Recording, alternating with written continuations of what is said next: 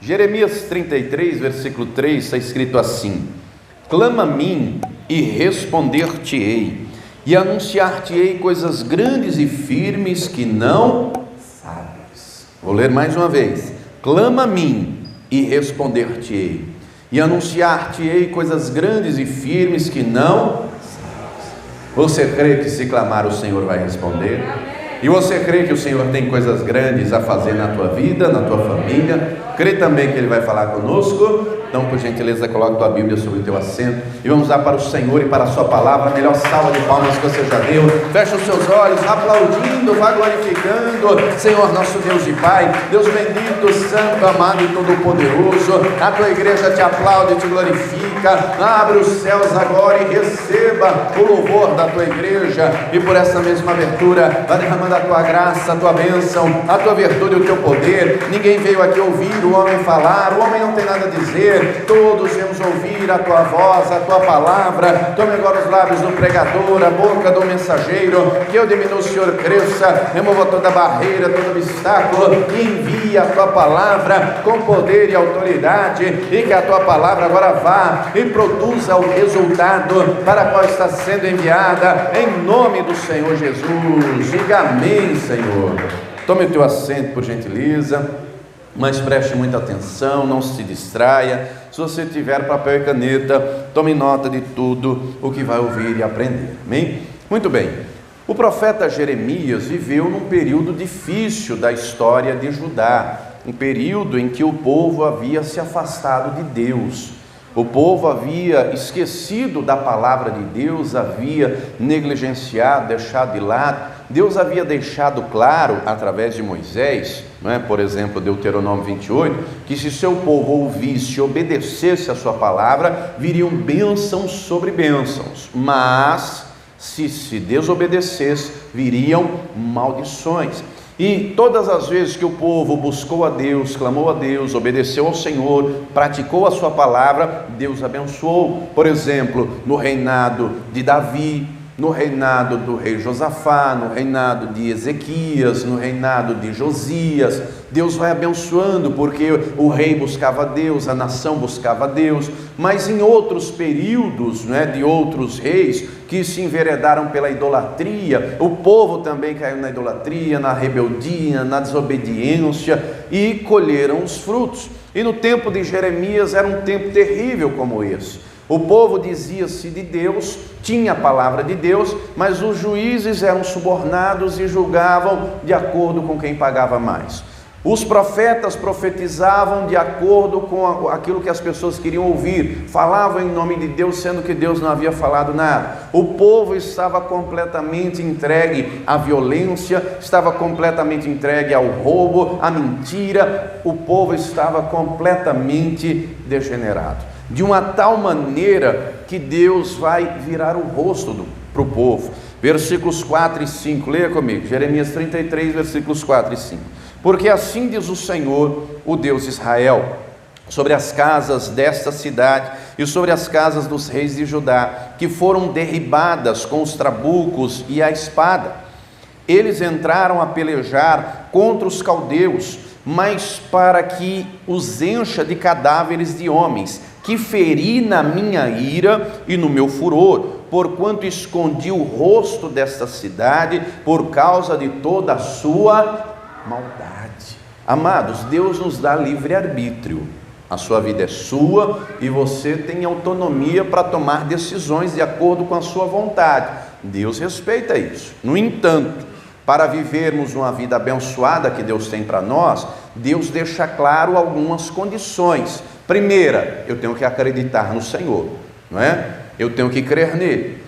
Eu tenho que não só falar que acredito, mas eu tenho que provar essa fé através de ações, através de atitudes, através de decisões que tem que governar a nossa vida. Mas para eu saber disso, primeiro eu tenho que meditar na palavra dele. O Salmo 119, versículo 11, está escrito assim: escondi a tua palavra no meu coração para eu não pecar contra ti. Então, se eu compreender que eu preciso conhecer a palavra de Deus para praticar o que ela ensina, e assim eu vou viver uma vida abençoada, eu vou ter a bênção de Deus, eu vou conhecer a Deus, eu vou andar com Ele, e todos os benefícios que Ele quer para mim, ótimo. Agora, se eu negligenciar a minha parte em conhecer e em praticar, eu vou perecer. Você lembra o que diz Oséias 4:6? O meu povo é destruído porque lhe faltou conhecimento. Porquanto rejeitaste o conhecimento, o Senhor também te rejeitará a ti. Muito forte, não? No tempo de Jeremias era exatamente esse o cenário. O povo literalmente rejeitou o conhecimento de Deus. Amados, nós temos que ter entendimento do mundo espiritual. Nós temos que ter entendimento da palavra de Deus, não é? De um lado, Deus está interessado em nos abençoar, Deus quer uma vida maravilhosa para nós, uma vida de comunhão com Ele, uma vida abençoada. De outro lado, o diabo vem para matar, roubar e quer acabar com a nossa vida, quer derrubar a nossa fé, quer nos tirar a paz, quer nos ver mal, mais para baixo que o chão. Isso que o diabo quer. Ele não quer o bem de ninguém, ele só quer o mal. Então eu tenho que entender isso. Enquanto Deus quer que eu seja abençoado, o diabo quer que eu viva uma vida terrível. No meio está eu e está você. E nós precisamos tomar algumas decisões, não é? Nós precisamos compreender, em primeiro lugar, para eu andar com Deus, eu tenho que viver pela fé. Agora, se eu não viver pela fé, o diabo terá espaço para agir nas situações do dia a dia, para agir nas emoções, nos sentimentos, nas circunstâncias, para destruir. E é isso que o diabo fez nesse período. O povo foi cedendo, o povo não foi vigiando, foi negligenciando a oração, foi negligenciando a santidade, foi negligenciando a obediência da palavra, e pouco a pouco foi perecendo e foi se afastando de Deus de uma tal maneira, não é, que o Senhor vira o rosto, escondia o rosto dessa cidade por causa da maldade, e não conseguiam ver a maldade. Estavam vivendo a maldade, praticando a maldade. Miqueias vai dizer, não é? Vamos lá rapidinho, Miqueias, que a gente já volta. Miqueias capítulo 3, passe aí mais alguns livros para a direita, não é? Para a gente chegar em Miqueias. Pastor, onde é que fica o Miqueias? Depois do Jonas. Miqueias 3, versículo 11, leia comigo. Miqueias 3, 11. Os seus chefes, está falando de Jerusalém, dão as sentenças por presentes, e os seus sacerdotes ensinam por interesse, e os seus profetas adivinham por dinheiro, e ainda se encostam ao Senhor dizendo: não está o Senhor no meio de nós? Nenhum mal nos sobrevirá. Jeremias vai profetizar a destruição de Jerusalém. Jeremias vai profetizar, em primeiro lugar, que houvesse arrependimento, que houvesse a verdade, a justiça, a santidade, mas não houve, porque não quiseram, por escolha própria. Deus usa Jeremias para profetizar a vinda de Nabucodonosor, não é? A vinda e destruição de Jerusalém, de tudo isso, mas a turma não mudou, deixaram a palavra de Deus de lado. Aqui mesmo em Miqueias, Deus usa Miqueias 6, no versículo 8, Deus usa Miqueias para dizer o que Deus espera de nós. Usou Jeremias também, vários outros textos, eu quero ler com você Miqueias 6, versículo 8. Ele te declarou, ó homem, o que é bom, e o que é que o Senhor pede de ti, senão que pratiques a justiça, e ames a beneficência, e andes humildemente com o teu Deus. Miqueias, usado pelo Espírito Santo, está fazendo uma pergunta: o que Deus espera de nós? O que Deus espera do povo dele? Não é? Que o povo dele pratique o que é justo, o que é certo, o que é correto, que o povo de Deus ame fazer o que é bom, seja misericordioso, compassivo, ande em humildade diante do Senhor, com o Senhor em todos os seus caminhos. Mas o povo havia deixado isso tudo, e como consequência, não é, das decisões e das más escolhas, colheu o cativeiro. Mas não era isso que Deus queria. Olha o que Deus queria e o que Deus quer. Volta lá comigo em Jeremias 33. Olha o que Deus usa Jeremias para profetizar que Deus iria fazer em Jerusalém com o seu povo. Vamos ler Jeremias 33, versículo 6. Encontrou aí? Jeremias 33, 6. Eis que eu farei vir sobre ela, e ela aqui é Jerusalém, a cidade, é o povo. Eis que eu farei vir sobre ela saúde e cura, e o sararei, e lhes manifestarei abundância de paz e de verdade. Se você ler o livro de Lamentações, depois leia, são 5 capítulos. Por que tem esse título, Lamentações de Jeremias?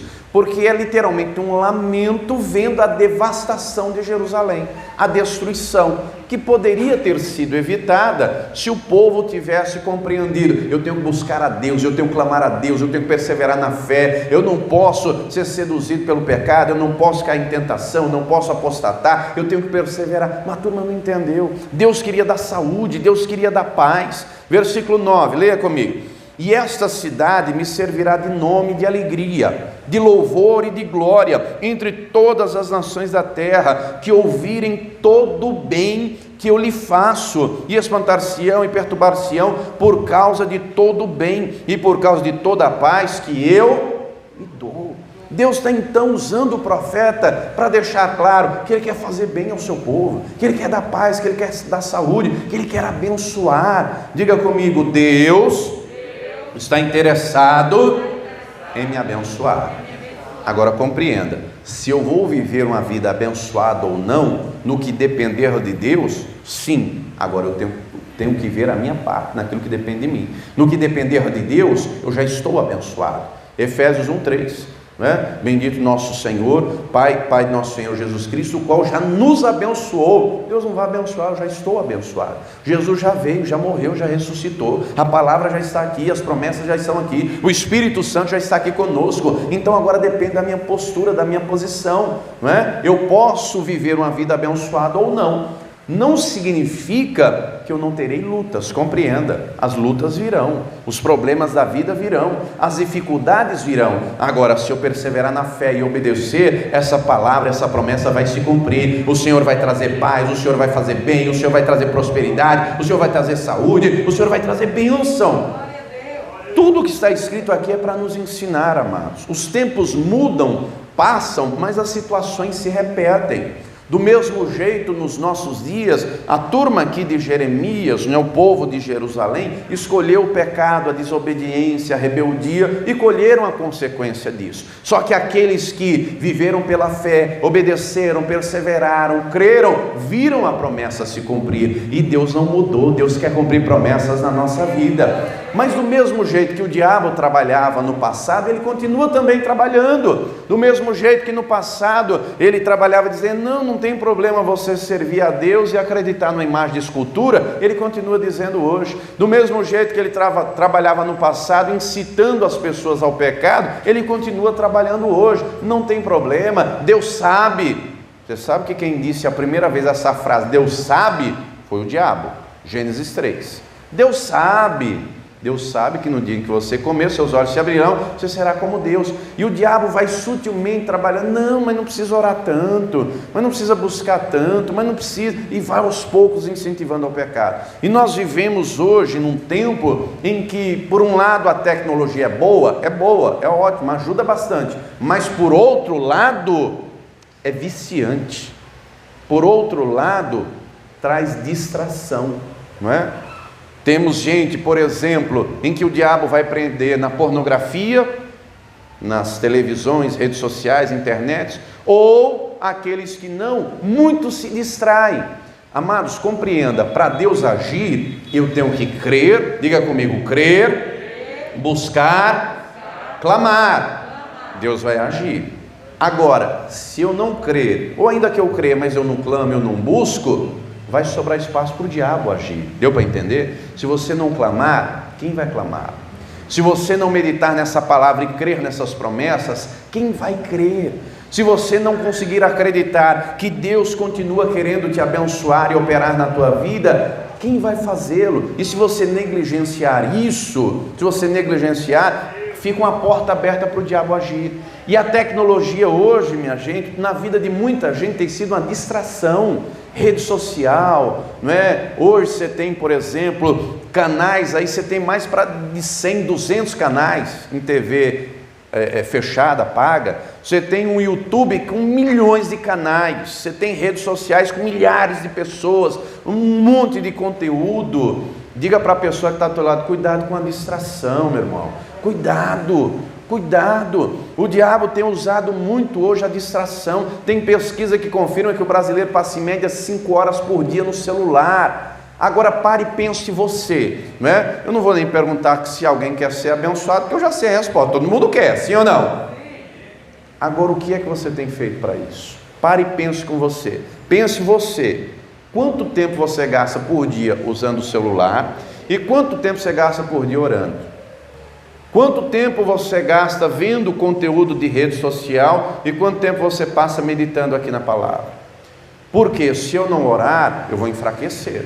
Se eu não meditar nessa palavra, eu vou me tornando um raquítico espiritual. Quando as lutas vierem, eu vou desfalecer, não é? Se eu ficar só me distraindo e não me alimentando, uma pessoa que não se alimenta fica anêmica, passa mal, desfalece. Deus não quer um povo anêmico na fé, Deus quer um povo alimentado pela palavra dele. Deus não quer um povo incrédulo, Deus quer um povo que crê, um povo que ora, um povo que busca, um povo que acredita. O Senhor não mudou, a tua palavra está aqui, e o Senhor vai me fazer bem, o Senhor vai me abençoar, o Senhor vai me dar vitória. Eu quero te conhecer, eu quero ter um relacionamento contigo, porque eu creio que a tua palavra vai se cumprir na minha vida.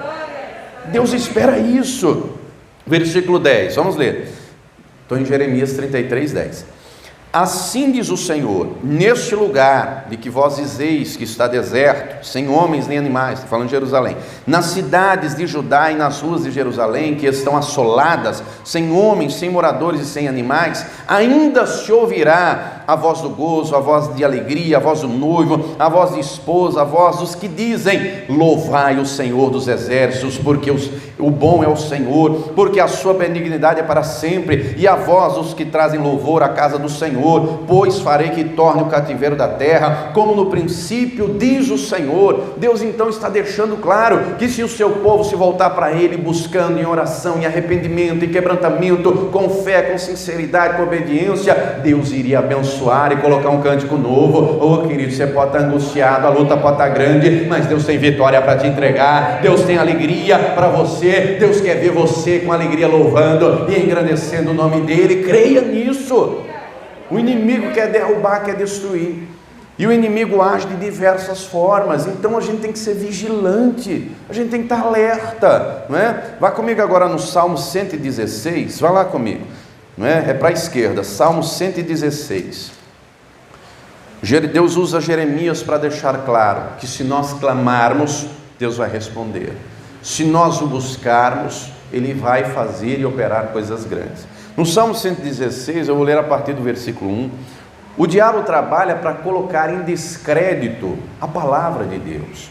O salmista no Salmo 116 diz assim: amo ao Senhor, porque Ele ouviu a minha voz e a minha súplica, porque inclinou para mim os seus... Ele estava em angústia, ele estava enfrentando problema, mas ele clamou a Deus, e Deus ouviu, Deus atendeu, Deus inclinou o ouvido. O diabo trabalha colocando na cabeça de muita gente: não, nem ore que Deus vai ouvir tua oração, nem clame, você é um isso, e o diabo vai colocando a pessoa para baixo. Deus está ocupado demais para você, Deus não tem tempo para você, não é? Querido, querida, Deus é tão poderoso que Ele nunca está ocupado demais para você. Ô pastor, mas Ele não está lá no alto e sublime trono? Tá, mas ao mesmo tempo Ele está aqui também, mas ao mesmo tempo Ele está aqui em nosso meio, ao mesmo tempo que Ele está lá, está aqui porque Ele é todo poderoso, ao mesmo tempo que Ele cuida do mundo inteiro, Ele cuida de todo o universo, Ele cuida de tudo, Ele também quer cuidar de você e do teu coração e abençoar a tua vida. Ele nunca está ocupado demais para você, Ele quer te ouvir. Se você o buscar, Ele vai responder. Se você clamar, haverá resposta. Se você acreditar, haverá vitória. A situação era difícil, mas o salmista clamou a Deus. Ele compreendeu, não é? Que era clamando que a resposta viria. E olha a situação que ele se encontrava, versículo 3: cordéis da morte me cercaram, e angústias do inferno se apoderaram de mim. Encontrei aperto e... Amados, isso nos nossos dias é um quadro de depressão profunda. Isso nos nossos dias, alguém passando por isso, já estava tomando diazepam, já estava tomando Rivotril. É verdade ou não é? Nós vivemos em dias de uma sociedade depressiva, né? Outro dia eu estava vendo uma reportagem sobre o aumento de casos de depressão depois da pandemia em crianças. Olha só, em criança. Não atinge mais só a pessoa adulta, não, criança. Crianças já estão com depressão. as angústias cercando, não é? O texto não diz aqui qual era o problema em si, não é? Por exemplo, essa angústia era fruto de uma doença, era fruto de um problema conjugal, era fruto de um problema financeiro, não diz. Mas por que não diz? A gente tem que entender, para compreender que independente do que gere angústia ou problema, ela não pode nos dominar. Ficar triste um dia é uma coisa, permanecer triste é outra. Ter angústia um dia é uma coisa, permanecer com angústia é outra. E uma pessoa que se mantém em tristeza, em angústia, vai cair na cama. Vai cair na cama e a depressão pega, a depressão derruba, o negócio não é brincadeira. O quadro aqui era grave, a situação era difícil, mas ele compreendeu. E olha que nesse tempo aqui não existia psicólogo, nesse tempo aqui não existia psiquiatra, nesse tempo aqui não existiam os medicamentos que existem hoje, mas nesse tempo aqui os problemas existiam do mesmo jeito. E este compreendeu quem era a saída. Versículo de número 4: então invoquei o nome do Senhor, dizendo: ó Senhor, livra a minha. Na hora da angústia, a gente não pode deixar o desespero tomar conta. Na hora do problema, a gente não pode deixar a situação nos dominar. Na hora da dificuldade, nós não podemos esquecer: eu tenho um Deus no céu que é todo poderoso, e eu tenho que clamar, eu tenho que buscar, porque Ele vai me ouvir, Ele vai me responder, Ele vai cuidar da minha vida, Ele vai me livrar. Os sentimentos estão na alma. A alma aqui do salmista estava a 1000 por hora. A situação era grave. Eu não sei quais são os problemas que você tem enfrentado. Eu sei de uma coisa: se você clamar, Deus vai te livrar. Se você buscar, Deus vai agir, Deus vai operar. Ele está interessado, Ele quer fazer bem a tua vida. Agora, para Deus operar, em primeiro lugar, a gente tem que estar alinhado com Ele, não é? O problema de muita gente é que quer buscar a Deus, quer que Deus opere milagres e maravilhas, mas esquece que primeiro tem que alinhar o coração, tem que alinhar a vida. Querido, Deus se agrada da obediência. Pare e pense: você tem sido obediente? Pense você. Deus se agrada de santificação. Você tem se esforçado para isso? Pastor, não, mas eu não sou perfeito. Eu também não sou perfeito. Mas Deus não espera nestes dias perfeição plena. Ele quer ver aperfeiçoamento constante, contínuo. Perfeição plena quando a gente estiver na glória. Quando estiver na glória, não vai ter mais pecado, não vai ter mais nada. Aí vai ser perfeição, glorificação absoluta. Mas até chegar lá, nós estamos em processo de aperfeiçoamento. E Deus espera ver o desejo do nosso coração de ser santo, de errar menos, de buscar mais, de meditar mais, de se fortalecer mais. Deus espera isso. Agora, eu tenho que olhar para mim, você tem que olhar para você. Você tem feito isso? Você tem buscado? Você tem perseverado? Ou tem sido um cristão frequentador de igreja, que só é crente dentro do culto, e no culto aplaude, canta um louvor, ouve uma palavra, diz glória a Deus? Querido, Deus não quer crente Raimundo não. Como assim, pastor? Nada contra o Raimundo, mas só um trocadilho: pé na igreja, pé no mundo, não é? Não, tem que estar na presença dele. Nós vivemos em dias difíceis. A palavra deixa claro que no tempo do fim haveria um esfriamento da fé. No tempo do fim haveria uma atuação maligna maior. E é o que nós estamos vivendo, minha gente. É o que nós estamos vivendo. Você não percebe, não? Nós vivemos em dias, por exemplo, que a massa das pessoas acorda cedo, dorme tarde, não é? Dorme pouco, trabalha muito, tem muitas ocupações, tem muitas obrigações. Isso acontece na vida de alguém aqui ou não? Estou falando alguma coisa demais.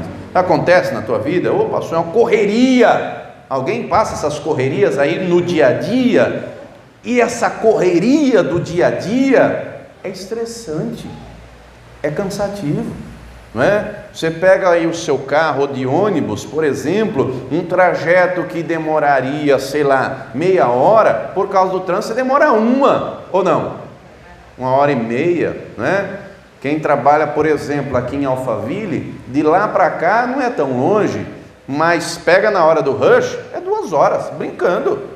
Um trajeto seria, sei lá, 20 minutos, 2 horas. Isso é estressante, isso é cansativo. A correria vai massacrando, o dia a dia vai se tornando pesado. E se eu não compreender, eu tenho que buscar refrigério no Senhor, eu tenho que buscar a presença de Deus. Se eu não compreender isso, a minha alma vai sendo sobrecarregada, a angústia vai batendo, o estresse vai acumulando. Quem está entendendo, diga amém.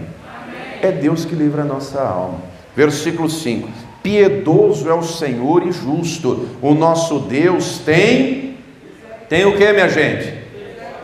Versículo 6: o Senhor guarda os simples, estava abatido, mas Ele Mas por que Deus livrou? Porque ele entendeu que tinha que acreditar e ele invocou o Senhor, ele clamou, e quando clamou, Deus respondeu. Minha gente, tem coisas aqui dentro, tem coisas aí dentro, que é só Deus que vai fazer, amém? Quando, por exemplo, você chega em casa de um dia de trabalho cansativo, você trabalhou, sei lá, de maneira braçal, toma um banho, come, dorme, no outro dia o corpo está bem, está descansado. Só que quando o cansaço é na alma, quando o estresse vai acumulando, é só Jesus para tirar.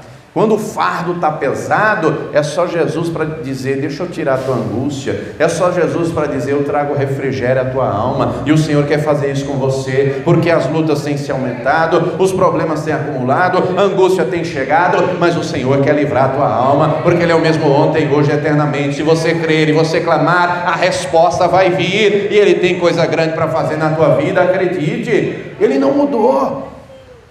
Versículo de número 7 diz assim: volta, minha alma, ao teu repouso, pois o Senhor te fez. Por que ele diz volta ao teu repouso? Porque a alma está inquieta. A alma é sede das emoções, sentimentos. A fé está no espírito. Você sabe que nós somos corpo, alma e espírito, né? Na alma estão sentimentos e emoções. Sentimentos e emoções oscilam de acordo com a circunstância, de acordo com aquilo que você está vendo, né? De acordo com um monte de fatores.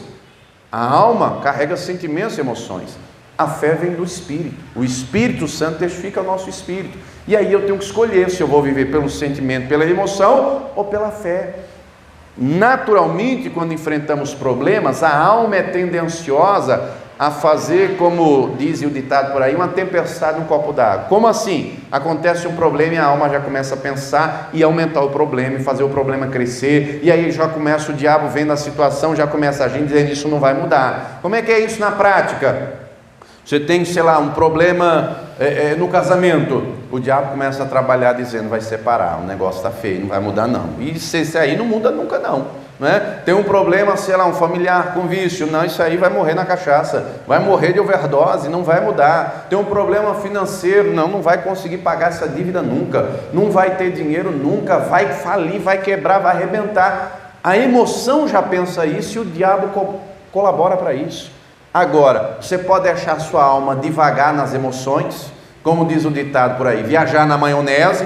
Ou você pode compreender: alma, fica quietinha aí, porque eu tenho um Deus vivo que é poderoso, eu vou clamar a Ele, Ele vai trazer refrigério a você, alma, Ele vai acalmar você, Ele vai fazer você diminuir, Ele vai operar a meu favor, porque Ele quer me fazer bem. Ei, guarde no seu coração, Deus quer fazer bem para você, Deus quer fazer bem a tua casa, a tua família, os pensamentos dEle, os projetos dEle, a intenção dEle é de te abençoar, e se você também quiser ser abençoado e fizer a tua parte crendo, invocando a Ele, buscando a Ele, Ele vai mover céu e terra a teu favor, mas a vitória vai chegar na tua vida e você vai glorificar o nome dEle. Versículo 8: porque tu, Senhor, livraste a minha alma da morte, os meus olhos das lágrimas e os meus pés da queda. Note que não é exatamente o trabalho do diabo. Enquanto Deus está livrando, o diabo trabalha para matar, roubar mas Deus livrou da morte. Deus livrou os olhos das lágrimas. Alguém que só chora está emocionalmente destruído. Está emocionalmente destruído, só chora, não é? Deus livrou da morte, Deus livrou da destruição, Deus livrou da queda, não é? O diabo vem para matar, roubar e destruir. Mas Deus tem livramento para isso tudo. Querido, não deixa o diabo te destruir não deixa o diabo te derrubar, ele está doido para passar uma rasteira. Pastor, mas o diabo está furioso. E daí? Ele vai estar mesmo. Se você buscar a Deus, ele vai estar virado giraia com você, ele, o inferno inteiro vai estar, e deixa ele arder de raiva, porque com você vai estar o Todo-Poderoso. Agora o problema é se ele estiver feliz com você, aí você está roubado mesmo. Se o diabo estiver feliz com você, porque você está longe de Deus. Pastor, o diabo está irado. Deixa ele arder de ódio de você, porque o guarda de Israel te guarda. Deixa ele se levantar, pode ser com demônio, pode ser com o que for. O Todo-Poderoso, aquele que é maior, está conosco. Agora, eu tenho que compreender, Deus está comigo, e eu tenho que buscar a Deus, pedindo: Senhor, me dá discernimento para eu discernir as coisas. Senhor, me dá entendimento para eu não cair nas ciladas do diabo. Senhor, me fortalece para que quando vierem os dardos inflamados, eu defenda com o escudo da fé, para eu não cair.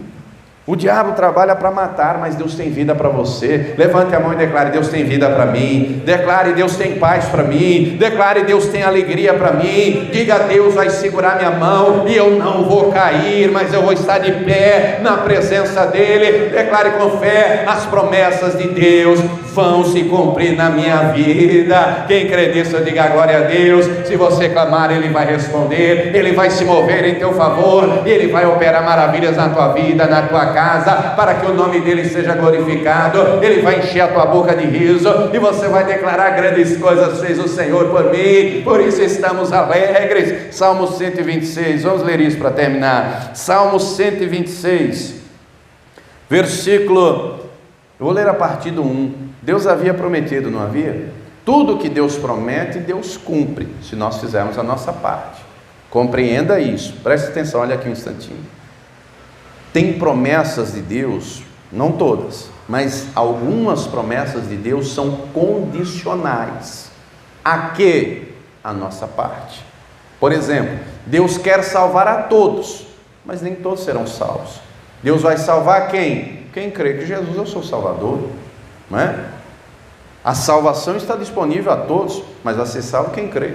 Deus quer abençoar a todos, mas vai viver uma vida abençoada quem compreender que tem que obedecer, clamar, orar, perseverar. Deus havia usado Jeremias para dizer: ó, eu vou trazer vocês de volta para cá. Vocês estão lá no cativeiro, eu vou trazer de volta, eu vou abençoar. Isso aconteceu, e o que nós vamos ler é quando a turma voltou para Jerusalém. Salmo 126, versículo 1. Quando o Senhor, lá na Babilônia, houve quebrantamento. Depois leia Esdras 7, 10. Houve busca de coração, houve sinceridade, houve amor pela palavra, houve obediência, houve zelo. Salmo 126, verso 1. Quando o Senhor trouxe do cativeiro os que voltaram a Sião, estávamos como os que o que, igreja? Você já sonhou aquele sonho que quando você acordou você ficou: ah, não acredito, estava tão bom. Alguém já sonhou isso alguma vez? Estava tão maravilhoso que quando você acordou, não acredito que era um sonho. Eles estão sonhando acordados. Deus quer fazer isso com você também. Deus quer ver você sonhando acordado. Deus quer operar tanto na tua vida para você glorificar o nome dele. Versículo 2. Então a nossa boca se encheu de riso. Tem gente aqui que há tempos não sabe o que é rir, há tempos não sabe o que é paz, alegria, é só luta, é só angústia, mas o Senhor vai encher tua boca de riso, e se você crê, isso vai ser hoje. Então a nossa boca se encheu de riso, e a nossa língua de cânticos. Então se dizia entre as nações: grandes coisas fez o Senhor a estes, grandes coisas fez o Senhor por nós, e por isso estamos alegres. Se você crer e você clamar, Deus vai responder, Deus vai fazer coisa grande. Deus tem a cura que você precisa, Deus tem a libertação que você precisa, Deus tem a porta aberta que você precisa, Deus tem a vitória que você precisa, e Ele quer cumprir essa palavra na tua vida. Ele quer ver você sonhando acordado, Ele quer encher tua boca de riso, Ele quer encher a tua boca de cântico, para você declarar: o Senhor fez grandes coisas na minha vida. Quem crê, diga glória a Deus. Se coloque de pé. Nós vamos agora orar, mas Ele faz isso na vida de quem crer e clamar e perseverar. Amém? A gente não pode ser molenga, amados. O diabo vai trabalhar para te desestimular, para te desanimar. O diabo trabalha disso. Presta atenção aqui. O diabo vai trabalhar para você chegar em determinado dia e pensar assim: não, hoje eu não vou orar, que eu estou muito cansado. O diabo vai trabalhar dizendo: não precisa ir no culto hoje, não precisa estudar a palavra hoje, não precisa meditar hoje, não precisa, não tem problema você fazer isso, é só um pecadinho assim, ó, Deus não vai nem ligar. Vai sim, vai ligar sim, porque Ele é santo, Ele espera que nós também sejamos. Eu tenho que compreender, eu tenho que me fortalecer na palavra, eu tenho que me alimentar todo dia, eu tenho que orar todo dia, eu tenho que buscar todo dia. Se eu quero Deus agindo, eu tenho que fazer a minha parte. Querido, se nós fizermos o possível, Deus vai fazer o impossível. Deus fez na vida desse povo. Deus tirou eles lá da Babilônia e levou de volta e cumpriu a palavra. E Deus quer fazer na nossa vida, Deus quer fazer nos nossos dias, mas a decisão é sua. Deus não quer ver você tomar de angústia, tomar de aperto e tristeza. Deus quer cumprir as promessas dele na tua vida. Ele tem paz, ele tem saúde, ele quer te fazer bem. E se você crer, ele vai encher hoje a tua boca de riso, ele vai encher a tua boca de cânticos e você vai glorificar o nome dele. Nós vamos orar, nós vamos falar com o Senhor.